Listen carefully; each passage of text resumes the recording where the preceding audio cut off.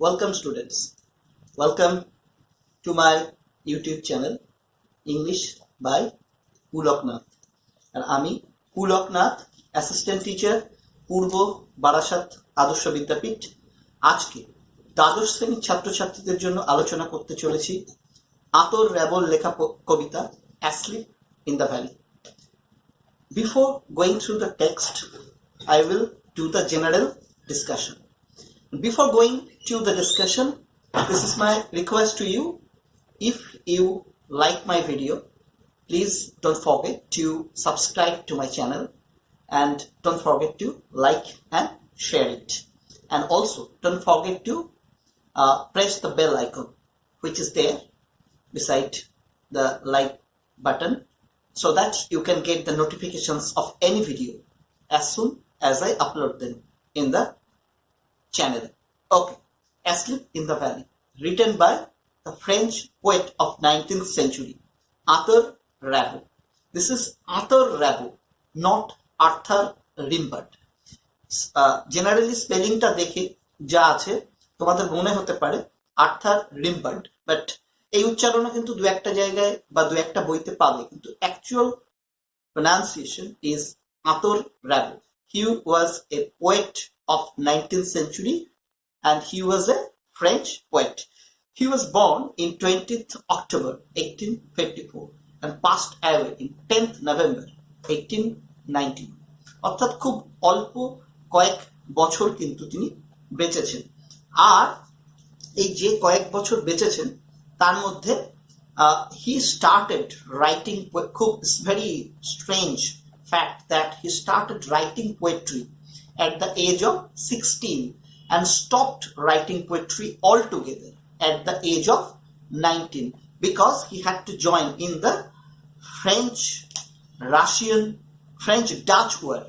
ফরাসি এবং ডাচদের মধ্যে যে লড়াই হয়েছিল সেই যুদ্ধে তাকে অংশগ্রহণ করতে হয় এবং সেই জন্যই কিন্তু তিনি আর কবিতা লিখতে পারেননি, পুরোপুরি ছেড়ে দেন। যাই হোক, he is called the marvellous boy of French poetry.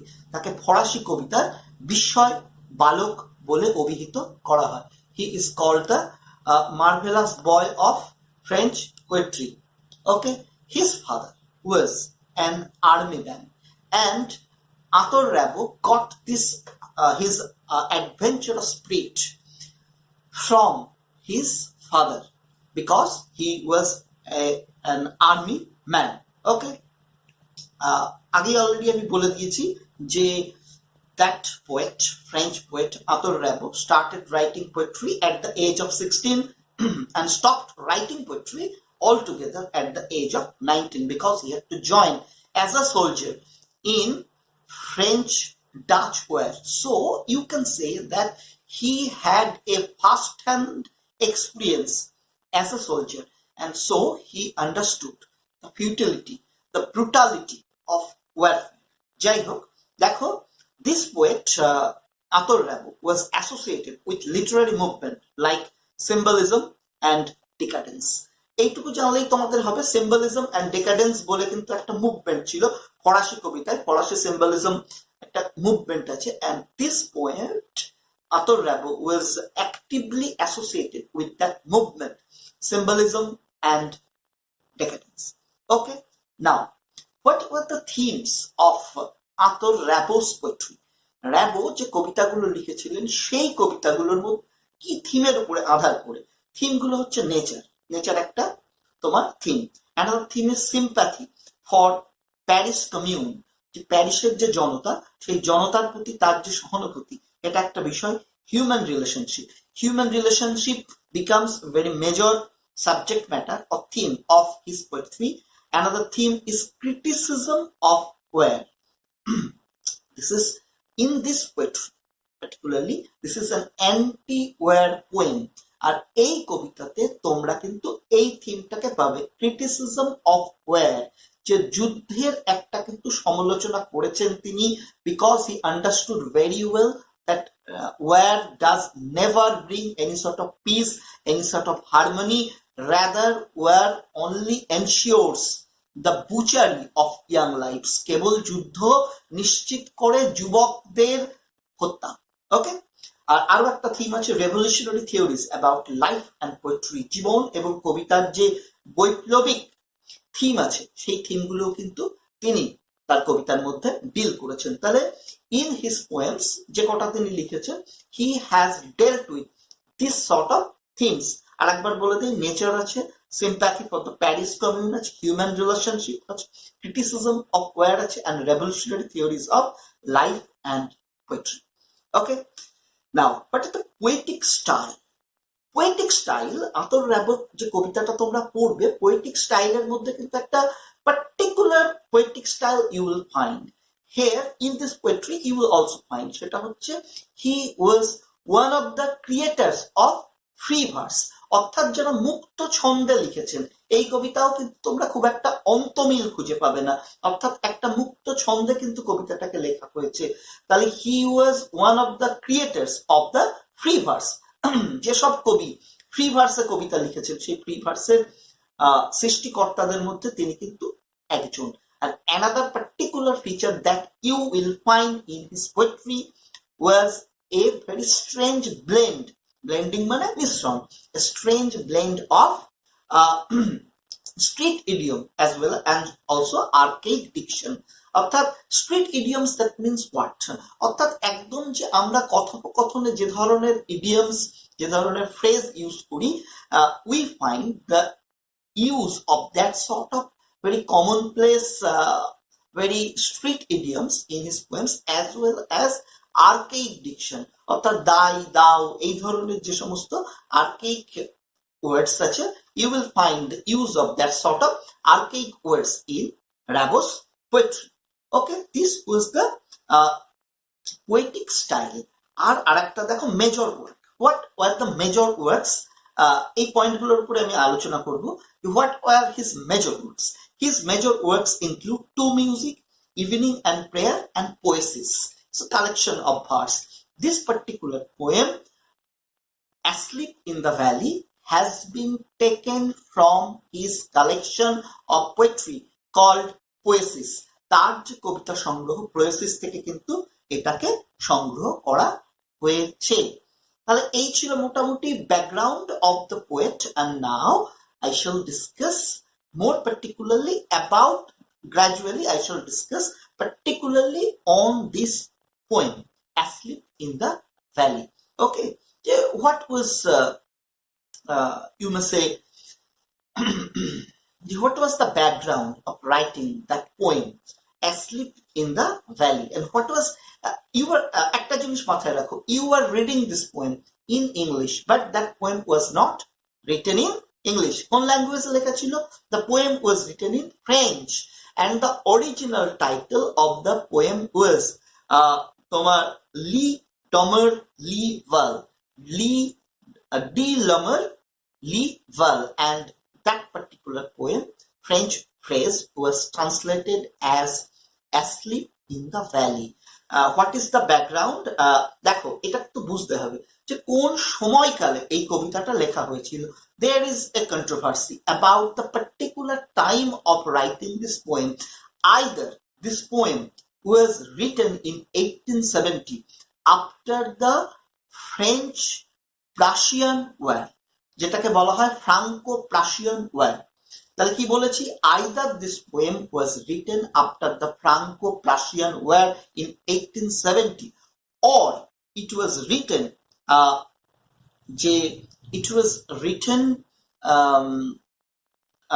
in 1877 when France was engaged in war with Russia, যখন ফ্রান্স রাশিয়ার সাথে যুদ্ধে নিযুক্ত হয়েছিলেন। তাহলে কি হয়, 1870 সালে লেখা হয়েছিল যখন ফ্রান্স রাশিয়ার সাথে যুক্ত হয়েছিল যুদ্ধে, অথবা যখন 1877 সালে লেখা হতে পারে যখন ফ্রান্স রাশিয়ার সাথে যুদ্ধে লিপ্ত হয়েছিল। একদা এই পোয়েট আতর র্যাবোর সুযোগ হয়েছিল যখন while he was passing by a valley he had a chance of watching a young soldier who was lying and maybe sleeping on a hollow valley, একটা ছোট small valley, and over the green grass lying a soldier was taking rest, and looking at that soldier he got in, because most probably the soldier was exhausted after taking part continuously for a long period in the war. যুদ্ধে অনেক দিন ধরে অংশগ্রহণ করার পরে সম্ভবত খুব ক্লান্ত শ্রান্ত হয়ে এই সৈন্যটা বিশ্রাম নিচ্ছিল। and looking at that soldier, the poet Atul Rabo got inspiration of writing this poem asleep in the valley. তাহলে এখানে তোমরা কি পাবে কবিতার মধ্যে, আর তাহলে সাবস্টেন্সটা কি পাবে? Exactly the poem is written on that particular soldier. Okay, তাহলে character. Who is the character in the poem? The character is, and what is the substance of the poem? The character in the poem is a soldier who is lying on a hollow valley. Hollow means small.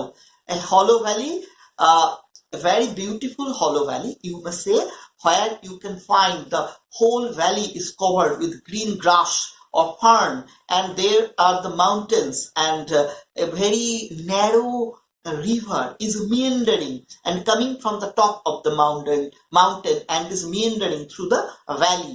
একটা নদী যেটা ওই ঝর্ণার মতো নেমে এসেছে পাহাড়ের মাথা থেকে এবং উপত্যকার মধ্যে দিয়ে একে বেঁকে চলে গিয়েছে। sun has risen and sun is giving its rays over the whole valley and the valley is sun soaked. সূর্যের আলোয় মানে একটু উষ্ণ, and the warm as well because the sun rays are falling on the green grass. আর ঠিক এইরকম একটা setting A you can see that a soldier is lying on heavy undergrowth. That means on the ferny bed, যে ফার্নের বা ঝোপঝাড়ের যে বিছানা তার উপরে সৈন্যটা পড়ে আছে, এবং that soldier from at a glance it will seem that the soldier is taking rest, is sleeping. সেই জন্যই কিন্তু কবিতার নামের মধ্যে রয়েছে asleep in the valley. But what is the reality? In reality, that sleep is used here metaphorically. The sleep is here metaphor of his death. That soldier is in eternal sleep. অর্থাৎ তার মৃত্যু হয়েছে, যে এবং মৃত্যু হওয়ার পরে সে কিন্তু সেই উপত্যকার উপরে পড়ে রয়েছে। অ্যাপারেন্টলি দেখে মনে হচ্ছে সে কিন্তু বিশ্রাম নিচ্ছে, অর্থাৎ এবং তার হাতটা যে পড়েছে, পাটা যে পড়েছে তোমার ফুলের ওপরে, মাথাটা একটা ঘাসের ফার্নের বিছানার উপরে, কিন্তু যে বালিশের উপরে ফার্নি পিলো আর কি, ফার্ন এর ঝোপের উপরে মাথাটা পড়েছে, দেখে মনে হচ্ছে যেন he is taking rest, keeping his head upon a ferny pillow where his legs are on the flowers. ফুলের উপরে পাটা যে পড়েছে, এবং sunsoaked bed অর্থাৎ যে ঘাস বা যে ঝোপঝাড়ের উপরে তিনি পড়ে আছেন সেটা sunsoaked, and very beautiful description of the valley. A major part of the poem is the description of the valley, তাই তো? যেখানে আমরা দেখলাম already I have said it is a sun-soaked valley. Everywhere where you can see it's a green valley, or a very small narrow river is meandering through the valley, leaving a kind of silvery trail, যেন মনে হচ্ছে একটা রূপলি রেখা রেখে যাচ্ছে উপত্যকার মধ্যে। এত খুব সুন্দর দেখে, অ্যাপারেন্টলি তোমাদের মনে হবে যেন এটা একটা nature poem, but this is not a nature poem. This description of nature is beguiling, অর্থাৎ তোমাদের কিন্তু is deceiving, তোমাদেরকে যেন ডিসিভ করার চেষ্টা করছে, because at the very end of the poem we get the real picture. তাই তো? কি দেখছি? at the sides of the soldier, সৈন্যের পাশটাতে, শরীরের একটা দিকে, you will find two red holes, দুটো লাল গর্ত তুমি দেখতে পাবে। that two red holes indicate to the bullet wound or bullet mark. Maybe two bullets of the enemy just pricked his body and he was shot dead. কোনোভাবে এই সৈন্যটা এই যুদ্ধের পরে বা যুদ্ধক্ষেত্র থেকে বেরিয়ে এসে কোনোভাবে হয়তো এই ভ্যালির মধ্যে দিয়ে যাচ্ছিল, হঠাৎ শত্রুপক্ষের দুটো গুলি আচমকা তার দুই পাশে লাগে এবং তার প্রাণবায়ুটাকে বের করে নিয়ে যায়, এবং he has fallen on the valley and is dead. তাহলে দেখো, only two words, these two words are very important. Two phrase, actually 3 words phrase, two red holes. that two red holes brings us back to the reality. অর্থাৎ আমরা যেন একটা dreamy অ্যাটমসফিয়ারের মধ্যে পড়েছিলাম, দেখে মনে হচ্ছিল আপাতভাবে এই কবিতাটা যেন একটা নেচার পোয়েম, প্রকৃতি কবিতা, কিন্তু আদতে তা নয়। আদতে এটা একটা কি কবিতা? This is an anti war poem. এটা একটা যুদ্ধ বিরোধী কবিতা, যদিও the word where is not directly mentioned in the poem. কবিতাতে কোথাও যুদ্ধ কথাটা লেখা হয়নি, কোথাও রক্তপাত নেই, সৈন্যদের মধ্যে সরাসরি লড়াই সংঘাতের কোনো চিত্রকে তিনি আঁকেননি। তাহলে তিনি কিসের আশ্রয় নিয়েছেন?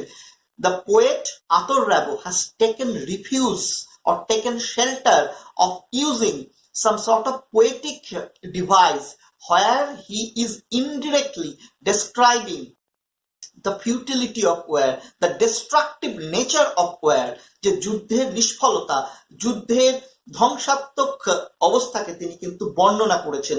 আমরা কি দেখতে পাচ্ছি? আমরা দেখতে পাচ্ছি যে একটা সৈন্যটা কেমন? সোলজারটা, he was a very promising soldier, he had a long life to lead, তাই তো? তার একটা দীর্ঘ জীবন ছিল, সে বেঁচে থাকতে পারতো। and in that long life that he could have made some sort of worthwhile contribution to the progress of civilization. সভ্যতার অগ্রগতির ক্ষেত্রে কিছু অবশ্যই যোগ্য অবদান সেই সৈন্য কিন্তু রাখতে পারত, but his life has been taken, his life has been nipped in bud. তার জীবনটাকে অঙ্কুরে বিনষ্ট করা হয়েছে। কোন জিনিসটা তার জীবনটাকে অঙ্কুরে বিনষ্ট করেছে? Two bullet wound, two bullet shoot আর কি, দুটো বুলেট অর্থাৎ দুটো গুলি। এমন দেখো কি অদ্ভুত, কে গুলি করেছে? নিশ্চয়ই শত্রু সৈন্য গুলি করেছে। He had no sort of personal enmity with the enemy soldiers, তাই তো? শত্রু সৈন্যের সাথে তার কোনো ব্যক্তিগত শত্রুতাই ছিল না, অথচ শত্রু সৈন্যের দুটো গুলি এসে আচমকা যেন তার জীবনটাকে কেড়ে নিয়ে চলে গিয়েছে। তাহলে he has been a victim of war, সে যুদ্ধের একটা ভিকটিম, যুদ্ধের একটা শিকার হয়েছে। তাহলে কি হয়েছে? কবি এই দৃষ্টিভঙ্গি তোলার চেষ্টা করেছেন, যুদ্ধ হচ্ছে কি? যুদ্ধ হচ্ছে একটা অর্গানাইজ বুচারি অফ ইয়াং লাইফস, অর্থাৎ যুবকদের জীবনের একটা সংগঠিত হত্যাকাণ্ড। বুচারি হচ্ছে, বুচার মানে কি? কসাই, কসাই যেটা ভাবে কাটে সেটাকে বলা হয় বুচারি, অর্থাৎ একটা সংগঠিত বুচারি। ওয়ারমঙ্গার্স or the politicians arrange for the wars for their gain, for their benefits, and who become the victims? The innocent soldiers, the innocent young soldiers who had a promising life to lead. Tara, they become the victim of the warfare, and their family and their dependent family members suffer for the rest of the life. শুধুমাত্র তাদের জীবন চলে যাচ্ছে তা নয়, তাদের জীবন চলে যাওয়ার সাথে সাথে তার পরিবার, তার অন্যান্য তার উপরে নির্ভরশীল সমস্ত সদস্যরা ভুগছে। তাহলে এই হচ্ছে তোমার কিন্তু সাবস্ট্যান্স। সেন্ট্রাল আইডিয়াও কিছুটা বলে দিলাম। What is the central idea? তাহলে দেখো, সেন্ট্রাল আইডিয়া হচ্ছে, এক কথায় বলতে গেলে, I have already said, the uselessness of war, যুদ্ধের নিষ্ফলতা, অর একটা ফ্রেজে বলতে পারো pity of war, the pitiable fact of war, you may say, যে যুদ্ধের pitiable fact সেটা কি? যে যুদ্ধের pitiable fact হচ্ছে তোমার the war never brings any sort of peace, any sort of harmony. যুদ্ধ কখনো শান্তি, কোনো সংহতি বহন করতে পারে না। rather war brings only destruction, the material loss, the material damage, as well as the loss of human potential. শুধুমাত্র পার্থিব জিনিস, বাড়ি ঘর অর্থ সম্পত্তির ধ্বংস হচ্ছে তা নয়, হিউম্যান পোটেনশিয়াল, যে হাজার হাজার সৈন্য, তাদের মধ্যে পোটেনশিয়াল ছিল, তারা কত অবদান পৃথিবীতে রাখতে পারত, তাদের জীবনগুলো অঙ্কুরে বিনষ্ট হচ্ছে। তাহলে কবি কিন্তু এই বার্তাই দিতে চেয়েছেন যে we should avoid war, we should stop war, and we should stop this crime of organized crime of killing the lives of young people, young soldiers. এই বক্তব্যটাকেই কিন্তু দেয়া হয়েছে সেন্ট্রাল আইডিয়া দিয়ে। আর সেন্ট্রাল আইডিয়াতে তোমরা যেটা দেখবে স্লিপ, তাহলে sleep here is not a very simple sleep or taking rest after an action. This sleep is the metaphor of death. এই ঘুম, এখানে কিন্তু একে মৃত্যুর দোত্তক, মৃত্যুর রূপক হিসেবে দেখানো হয়েছে। ওকে, আর সব থেকে যেটা ইম্পর্টেন্ট যেটা বলবো আলোচনায় সেটা হচ্ছে টু রেড হোলস, দুটো লাল গর্ত। দেখো এটাকে বলা হচ্ছে ফ্যাং মার্ক অফ ওয়ার, যুদ্ধের দংশন। হ্যাঁ, সাপের কামড়ের কথা শুনেছো তোমরা, যদি বিষহীন সাপ কামড়ায় তাহলে কি হয়, অনেকগুলো ফুটো ফুটো হয়ে যায়। আর যদি বিষাক্ত সাপ কামড়ায় মাত্র দুটো ফুটো তোমরা দেখতে পাবে। দুটো মার্ক রেখে যাবে। দুটো মার্ক যদি শরীরে থাকে তাহলে বুঝতে হবে বিষাক্ত সাপের কামড় হয়েছে। তাহলে এখানে কিন্তু দুটো গুলি ফুঁড়ে গিয়েছে সৈন্যের শরীরটা, দুটো গুলির মার্ক চিহ্ন তোমরা দেখতে পাচ্ছ। এটাকে বলা হচ্ছে ফ্যাং মার্ক অফ ওয়ার, যুদ্ধের বিষাক্ত ছোবল। and the soldier has lost his life by the fang mark of that war, যুদ্ধের বিষাক্ত ছোবলে সে তার জীবন হারিয়েছে। তাহলে অ্যান্টি ওয়ার কবিতা হিসেবে এই কবিতাটা কিন্তু একদম সফল, যেখানে কিন্তু যুদ্ধ বিরোধী বার্তাকে তুলে ধরছেন, এবং তার এই যুদ্ধ বিরোধী বার্তা বা তার এই যে কবিতার মধ্যে দিয়ে যুদ্ধের বিরোধিতা করা, এখানে কিন্তু ইউ উইল ফাইন্ড, একটু আলোচনা প্রসঙ্গে বলে রাখি, you will find the similarity of that sort of poetry with the poems of Wilfred Owen.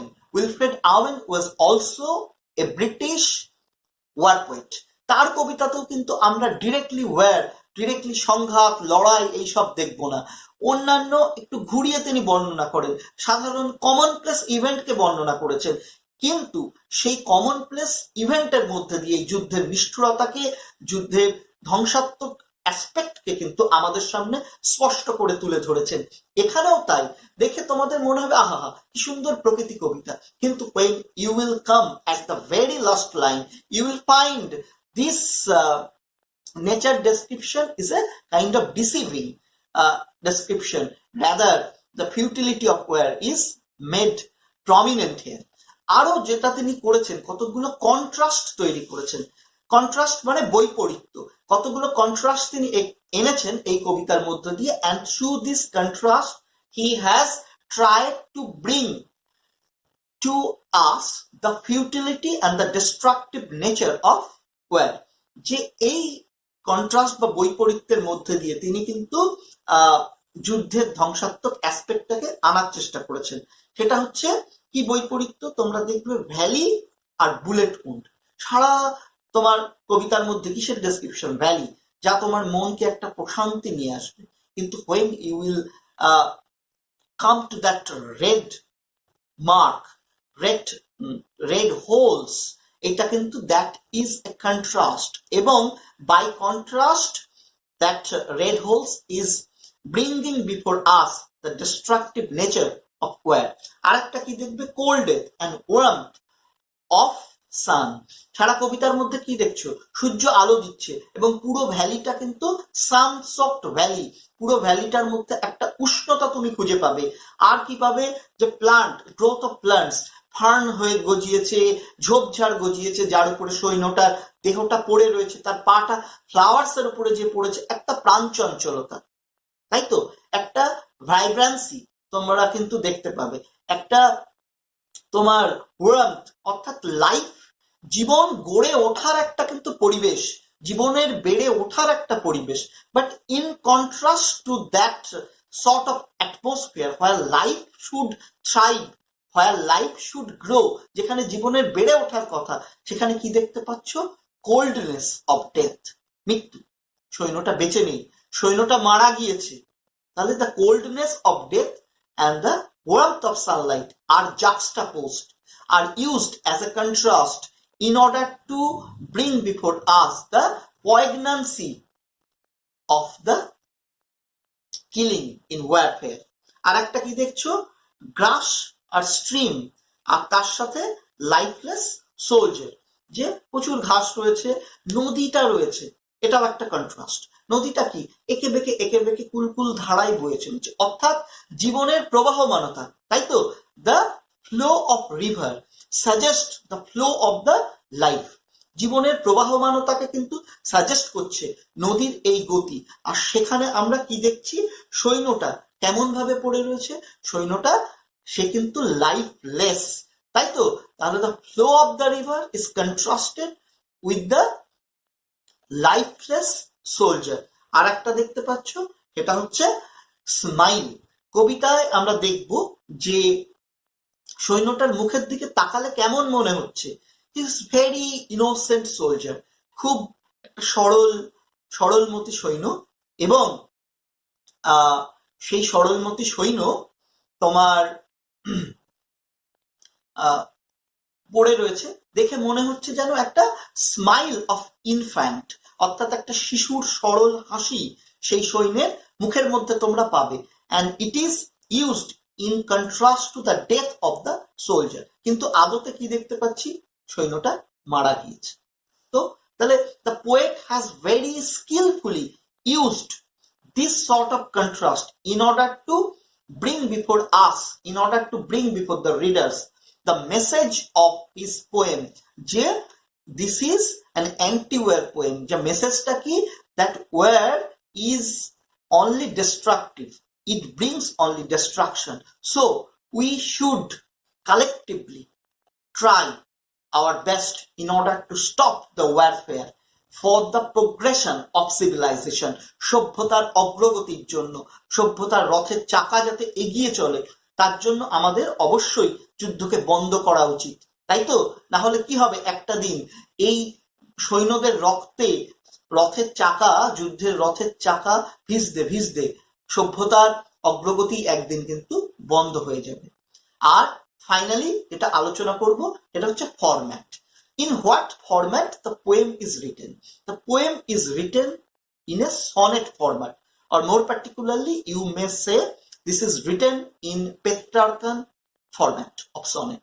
This is a Petrarchan sonnet, অর্থাৎ এখানে অক্টেভ সেস্টেট কিছুটা হলেও একদম প্রমিনেন্ট না থাকলেও অক্টেভ সেস্টেট কিন্তু ডিভিশন তোমরা পাবে। একদম পেট্রারকান মডেলের ছন্দমিল কিন্তু নেই, আগেই বলেছি। The poem is written in free verse. Still you will find a sort of similarity of that poem with Petrarchan sonnet, and like a true Petrarchan sonnet or like a sonnet, the poem is written in 14 lines. Now student, this was the general discussion. In this video I have discussed all aspects of the poem, about the poet, about its birth and death, about the style of his writing, about his poetic career, and also in particular of that poetry I have discussed about the background of the poem, the substance of the poem as an anti-war poem, the central idea, and as a sonnet.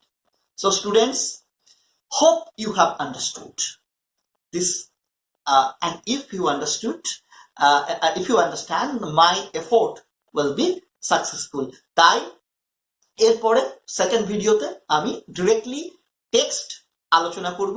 আর তোমরা যদি এই ভিডিওটা পছন্দ করো তবে অবশ্যই like ও share করতে বন্ধুদের সাথে ভুলবে না।